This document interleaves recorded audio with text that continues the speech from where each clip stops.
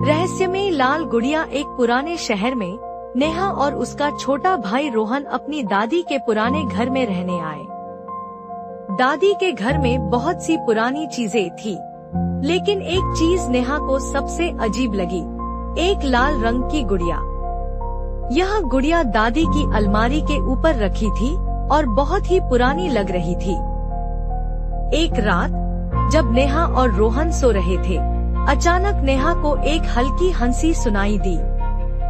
उसने आंखें खोली तो देखा कि लाल गुड़िया उसकी अलमारी के पास रखी हुई थी, जबकि उसने उसे कभी वहां रखा ही नहीं था। रोहन, ये गुड़िया यहाँ कैसे आई? नेहा ने धीरे से पूछा। रोहन भी डरकर उठ बैठा। दीदी, मुझे नहीं पता, लेकिन मुझे अच्छा महसूस नहीं हो रहा। नेहा ने हिम्मत जुटाई और गुड़िया को हाथ में उठाया। तभी उसे गुड़िया के कपड़ों के अंदर एक पुराना जर्जर पत्र मिला। उस पत्र पर लिखा था, मुझे बचाओ, मैं इस गुड़िया में कैद हूँ। नेहा और रोहन तुरंत अपनी दादी के पास गए और उन्हें वह पत्र दिखाया।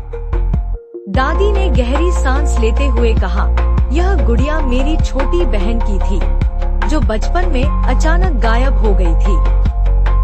हमने उसे बहुत ढूंढा, लेकिन वह कभी नहीं मिली। तभी एक ठंडी हवा कमरे में बहने लगी और गुड़िया की आंखों से एक छोटी सी चमक निकली। अचानक वहाँ एक छोटी बच्ची की छवि उभर आई। वह मुस्कुराई और धीरे धीरे हवा में विलीन हो गई। गुड़िया अब एक साधारण खिलौना लग रही थी।